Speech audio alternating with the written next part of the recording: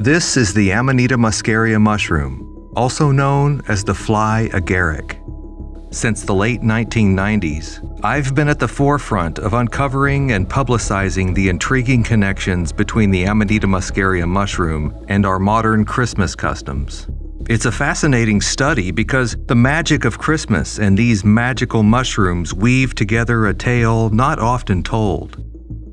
Yet, the truth is, this single mushroom not only sets the stage for our modern holiday customs, it also plays a starring role. Now, I'm fairly certain you've seen this mushroom somewhere before today. In fact, I'd be surprised if you haven't. This mushroom has transcended cultural boundaries. It's become an icon not just in American culture, but worldwide.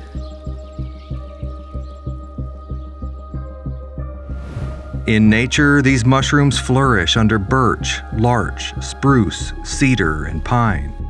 These mushrooms establish a symbiotic connection with the roots of these trees, sharing nutrients, flourishing in harmony. When handled with the right techniques, this seemingly innocent mushroom transforms into an incredibly potent psychedelic substance. The stages of its effects begin with an initial embrace of warmth, often followed by sweating, a subsequent feeling of drunkenness, culminating in a sensation of an out-of-body experience, with some people claiming they experience astral projection or the feeling of flying. And so let's return where we left off last episode, to the frostbitten heart of Lapland, where the nomads are herding reindeer and the Amanita muscaria offers warmth and euphoria, becoming a cherished companion in their survival against the relentless cold. You ask a child, where does Santa Claus come from? He'll not say Turkey. He or she will say, of course Santa Claus comes from Lapland or the North Pole. We're back up into Northern Europe, and that is where we had the shaman figures, where we still have the reindeer, where for thousands of years they didn't have alcohol. You can't brew alcohol at -60 degrees. The yeast doesn't work. If you're moving your yurt every few weeks to follow these nomadic reindeer, alcohol is a very heavy commodity. What do they use to get out of their heads on a Saturday night instead?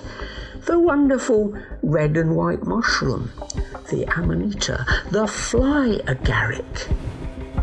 In the Amanita muscaria mushroom, there's a compound called ibotenic acid. This is the compound that can cause symptoms like elevated body temperature to the point of sweating. In the bone-chilling cold of -30 degrees, these effects might offer the nomads a touch of warmth and comfort during their journeys, not to mention a bit of euphoric buzz. There's one undeniable truth. A profound connection did and still does exist between the reindeer and the nomad. But here's where things get interesting. These reindeer eat the same sacred mushroom as their human counterpart. Together, human and reindeer embark on an extraordinary journey, soaring through the skies, propelled by the power of the Amanita muscaria. But it doesn't stop there. Notice how wet my dog's nose is. It's something animals often do. They tend to froth at the mouth, or their nose will get wet from the snow or from drinking water. In the case of this dog here, you can see that it's been munching on kibble with its damp snout, which has left a noticeable discoloration in the fur around his nose. Well, look who else has white fur around their nose. And instead of this fur getting wet and turning brown when they eat brown dog food, their fur gets wet, and believe it or not, it can actually turn red as they consume the red mushroom.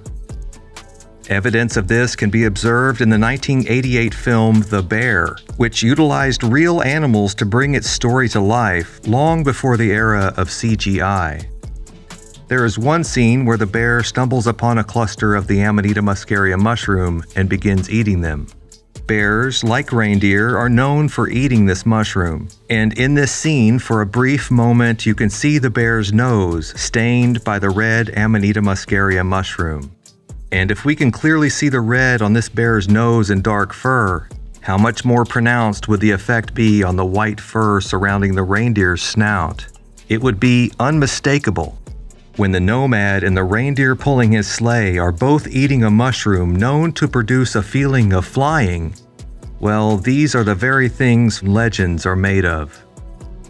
These mushrooms stand out in more ways than one. Unlike the tiny buttons you might associate with mushrooms, these unique mushrooms can actually grow quite large. When these mushrooms are dried, they undergo a transformation.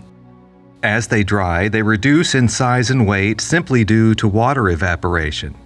So, as these mushrooms dry, the ibotenic acid, which can cause the uncomfortable side effects like sweating and nausea, takes its leave as the water evaporates. What's left behind is muscimol, the potent psychoactive ingredient. Now we can imagine the nomad venturing out during mushroom season through the dense pine forest, embarking on a quest to discover these mystical mushrooms. He's no novice, he knows precisely where to find them, nestled beneath the sacred trees. But herein lies the challenge. These mushrooms are large, fragile, and heavy.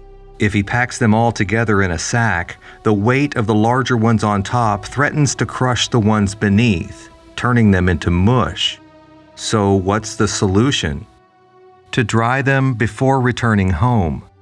But placing them on the forest floor is akin to feeding them to the bugs, the reindeer, or other animals. And so he locates a central tree strategically chosen for this purpose and hangs the mushrooms on its branches. With the air easily circulating around them, they dry out gradually as the shaman continues his quest, gathering more of these mushrooms. As he returns to this spot, what meets his eyes is not just a tree adorned with drying mushrooms, but a sight strikingly reminiscent of today's Christmas tree, glowing with nature's ornaments. Now that they're dried, he can fill a giant sack with these mushrooms with no reason to worry about any of them getting crushed. These Amanita muscaria Christmas tree ornaments, steeped in ancient tradition, are among the oldest and most cherished decorations you can find. Now consider the people of this snowy landscape. As I've touched upon earlier, some nomadic shamans embark on a profound transformation. They don the very colors of the mushroom itself. They become one with it. In a way, they personify the mushroom, merging their essence with its mystical properties. This practice transcends geographical boundaries, as shamans worldwide embody either the spirit of their sacred plant or the profound effects they experience upon ingesting these substances. So it comes as no surprise when we envision Santa Claus atop a snowy rooftop, dressed in his iconic red suit adorned with white trim, bearing a sack bursting with gifts he's found beneath the Christmas tree. But why is he entering the house through the chimney? In the homes, or rather the yurts that these Laplandic nomads called home, they have a unique design. These structures are designed for mobility since the nomads frequently moved. They're also designed to be practical in the harsh winter conditions. It's necessary for them to have a secondary entrance and exit on the rooftop. This same opening served as both a chimney and a front door, because in the harsh Laplandic winters, the snow drifts overnight could quickly cover the door placed on the side. When this happens, your rooftop is almost at what appears to be ground level. And when your way of life revolves around herding reindeer, the mysterious pitter-patter sound of reindeer on your rooftop in the dead of night isn't that mysterious. So let's keep in mind that there's always a narrative beyond the glittering lights of our familiar customs. The most profound truths frequently unveil themselves from the most unexpected sources. The nomadic shamans herding reindeer across Lapland, the gifts found beneath the Christmas tree, Santa entering the home through the chimney. The story of Christmas as we know it is just one chapter in a vast and fascinating saga of human culture and spirituality. It's crucial to pause and reflect on the profound realization that traditions and rituals often conceal hidden histories. In our next episode, I will show how the Catholic Church, wielding tools of cultural appropriation, cultural imperialism, and violent inquisitions, sought to reshape the narrative of spirituality by obliterating every trace of shamanism.